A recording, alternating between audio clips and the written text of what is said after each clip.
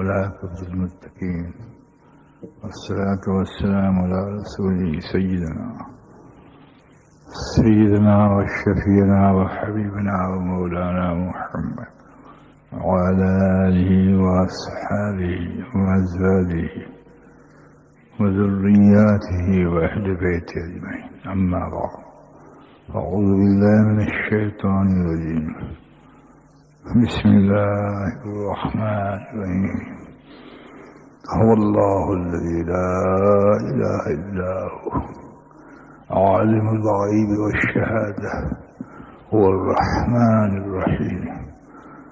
هو الله الذي لا إله إلا هو الملك القدوس السلام المؤمن المهيمن العزيز الجبار المتكبر سبحان الله عما يشركون. هو الله الخالق البارئ المصور له الأسماء الحسنى يسبح له ما في السماوات والأرض وهو العزيز الحكيم. صدق اللہ العظیم. دوستو بزرگوں، دنیا میں جب عمل کی شکل نہ رہے تو ابتدائی منزل میں انسان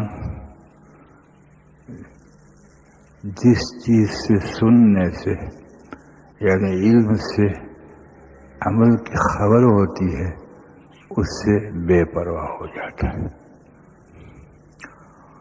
اور صرف وہ مجمع رہ جاتا ہے جو دین کی بات سنتا ہے.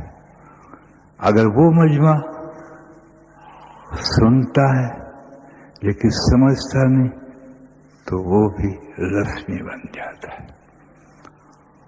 یعنی کوشش سمجھنے کی نہیں کرتا. اور پھر بقیہ مجمع جو سنتا ہے سمجھتا ہے اور عمل نہیں کرتا تو وہ بھی مجمع رسمی بن جاتا. رہا تھوڑا سا مجمع اور اس کی شہادت امت کی اکثریت ہے. امت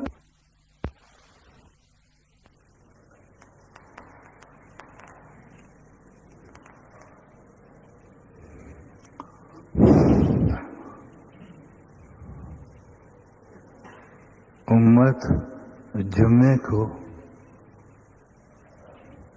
بہت بار سنتی ہے لیکن اثر کو نماز میں نہیں آتی. 4 گروہ بن گئے، ایک گروہ صرف رہ گیا جو سمجھتا ہے، سنتا ہے، سمجھتا ہے اور اس پر عمل کرتا ہے، لیکن عمل کے بعد اپنے عمل پر نگہبانی نہ ہو تو خطرے میں پڑ جاتا ہے. یہ کہ عمل صحیح ہوا یا نہیں، اور اگر صحیح ہوا تو اللہ کے لیے ہوا یا نہیں. اس لیے کہ عمل ہمارے لیے کرنا ہے.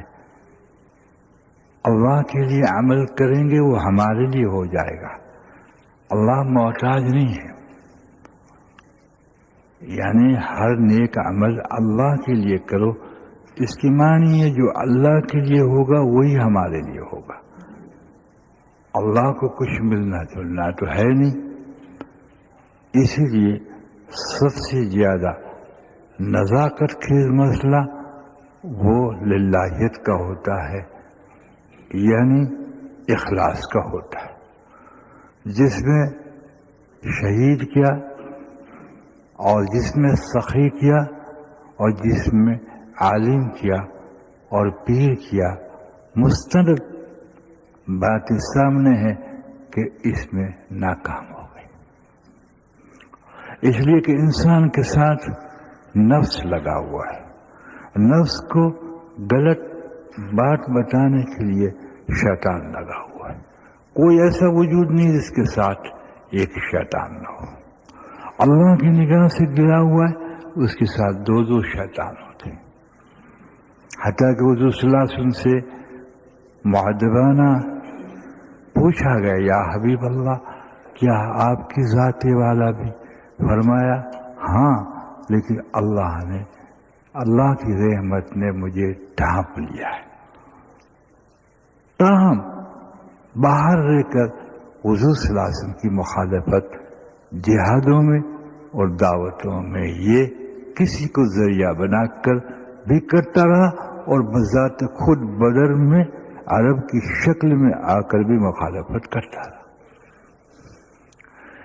یہ دونوں خاکے ہیں،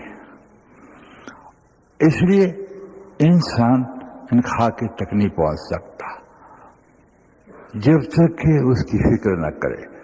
نقطہ مل جاتا ہے، جیسے فاحشہ کو نقطہ مل گیا، پانی پلائے کتے کو اخلاص کے ساتھ اللہ کے لیے، بخشش ہو گئی، یہ نقطہ ہے۔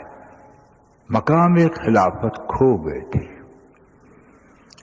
حقوق العباد کی ضرب نہیں تھی، صرف اپنی ذات کو بگاڑنا تھا، تو اخلاص کا ایک کام آ گیا، تو بخشش کے ساتھ اس کو فاحشہ حدیث میں کہا ہے، اس کو صالحہ نے کہا، فاحشہ نے پانی پلایا۔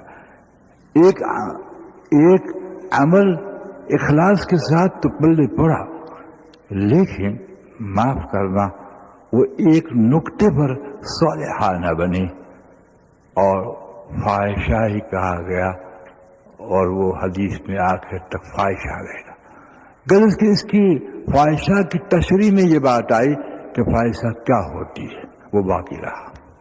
اس حدیث کی تشریح کر کہ فاحشہ کس کو کہتے ہیں تو اس کی برائی کا تذکرہ ہوگا، لیکن نقطہ یہ، اس لیے شیطان بسا اوقات ایک گروہ مسلمان کو نقطے پہ ڈالتا ہے کہ اللہ نقطے نواز ہے، جب کچھ نہ کرنا ہو تو نقطے نواز ہے، حالانکہ پتہ ہے کہ اللہ نے کل کے نوازنے کے لیے پیدا کیا ہے، نقطے کے نوازنے کے لیے پیدا نہیں کیا۔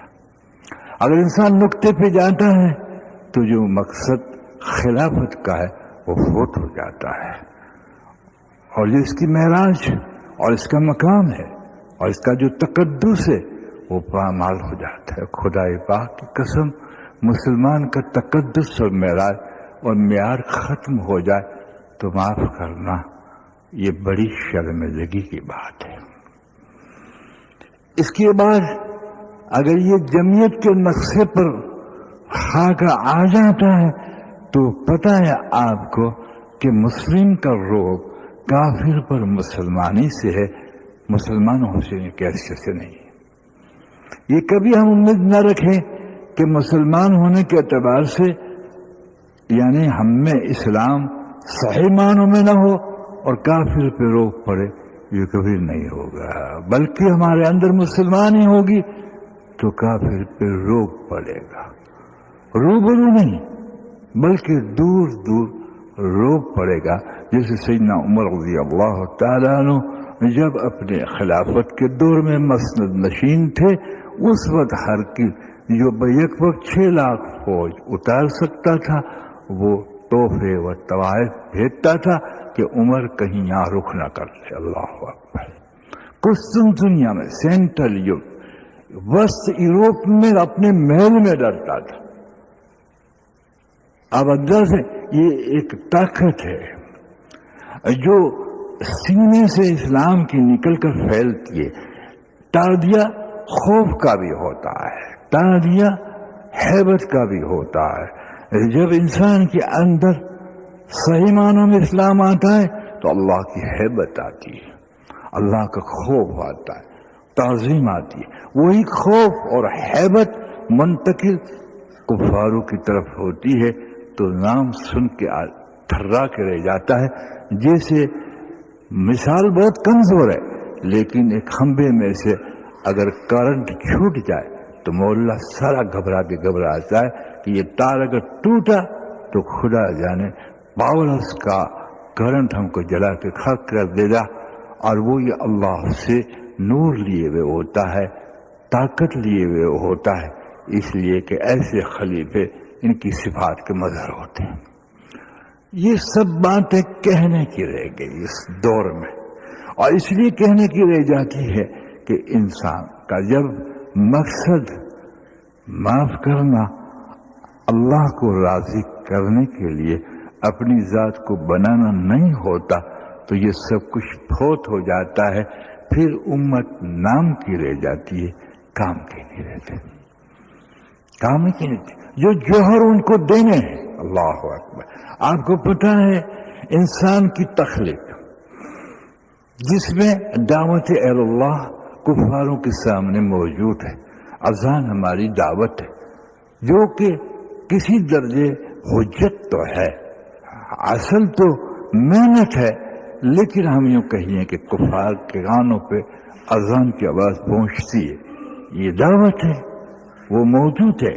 لیکن مسلم جس اذان کو دیتا ہے جی اور جس اذان کو سنتا ہے, اگر وہ اس کے حقائق کو نہیں لیتا تو اذان رسمی رہ جاتی ہے, اور دینے والا بھی رسمی اور سننے والا. جسے اقبال صاحب نے کہا رہ گئی رسم اذان روح بلالی نہ رہی. الفاظ وہی تھے جو رسول پاک نے سکھائے. یہاں تک حضور نے سکھایا بلال انگلیاں کان میں ڈالو, کس لیے؟ تاکہ آواز نہ پھٹے. اللہ اکبر. لیکن یہ اذان ساتوں آسمان کے فرشتوں کو وجن میں لاتی تھی. اللہ اکبر. بول وہی تھے, دل وہی لوتھڑا, لیکن وہی بوٹی گوشت کی تھی, لیکن بنا ہوا تھا. بنا ہوا تھا, اس میں نور تھا, اس میں کرنٹ تھا. لیکن دوست آج تیری اذان تو گویا سسٹم بن گئی, اس لیے کہ کر کے اذان نہیں دوں گا تو متولی صاحب مجھے چھٹی دے دیں گے. اور جب اس کو کہا متولی صاحب تنخواہ بڑھاتے نہیں, پورا نہیں ہوتا, اس کو اتنا بھی یقین نہیں ہے کہ خدا کا موزن بن, دیکھ تجھے اللہ کیا دیتا ہے. یعنی ساری شکلیں رسموں پہ آ جاتی, اور رسم پہ اس وقت آتی ہیں جو اللہ نے ضابطہ دیا ہے, اس کا نور اندر پیدا نہ ہو. اللہ اکبر, اللہ اکبر, اللہ اکبر. 4 مرتبہ کیوں کہلوایا؟ آپ اگر ایک ہی مرتبہ کہلا دیتے, یہ کم از کم چلو ایک مرتبہ آدمی نہ سمجھے, حضور صلی اللہ علیہ وسلم کی عادت شریف آتی 2 مرتبہ بولتے تھے, تو 2 مرتبہ 4 مرتبہ کیوں؟ 4 مرتبہ کیوں؟ کہ ہماری بات کو حکمت سکھا لینی, ہمارا نام نور سکھا لینی, تو ہمیں دیا ہوا ہمارا ضابطہ حکمت سے خالی نہیں, یہ 4 عناصر سے بنا ہوا نظام ہے. ہم چاروں کو دعوت دیتے ہیں. اللہ بڑے ہیں, یہ دکاندار رزق بڑا نہیں, بیوی بڑی نہیں, یہ ساری کائنات بڑی نہیں. 4 عناصر آگ ہوا مٹی پانی سے ساری کائنات کو ہم اللہ اکبر کے دعوت دیتے. سب چھوٹے ہیں, اس چھوٹے کو چھوڑ کر بڑے کو جھک جا, بڑے کو جھک جا. کہ اچھا قبول ہے, جھک جاؤں گا. کہ جھکنا صرف جسم کا نہیں دل کا ہے. اے دل کے جھکنے کے لیے ایمان دیا ہے, اور جسم کو جھکنے کے لیے اسلام دیا ہے. جسم کو جھکنے کے لیے اسلام دیا ہے, اور دل کو جھکنے کے لیے ایمان دیا ہے. خوب یاد رکھ, دونوں کا جوڑ ہو, دل بھی میرے طرف جھکتا ہو اور جسم بھی میرے طرف جھکتا ہو. جسم جب میرے طرف جھکے گا تو اطاعت میرے محبوب کی کرے گا, اور دل جب میرے طرف جھکے گا تو سب کچھ میرے اندر ہی دیکھے گا. عزت میرے اندر دیکھے گا, راحت میرے اندر دیکھے گا, فتوحات میرے اندر دیکھے گا. یعنی جو کچھ تو گنوا سکتا ہے وہ, اور تو نہیں جانتا وہ محبوب پاک نے میرے کہا ہے وہ سب کچھ میرے میں دیکھے گا. اور جب تو میرے اندر دیکھے گا, جب میرا بنے گا, اور جب تک میرے اندر تاثر کے اعتبار سے یا آگے مشاہدہ اور باتیں نہیں دیکھے گا, وہاں تک تو میرا نہیں بنے گا. تو میرا نام جپے گا, میرا نہیں ہوگا. جی آپ کا دل ہوگا کائنات کو آگ لگا دے, مانتے آپ؟ ایک شرک کا نظام بن چکا ہے. اسلام جیسی نعمت, ایمان جیسا ضابطہ کیا غائب ہو گیا؟ کہ جی ہاں, قرآن میں رہ گیا, قرآن میں رہ گیا. اور صحابہ کا قرآن صندوقوں میں نہیں تھا, دلوں میں تھا.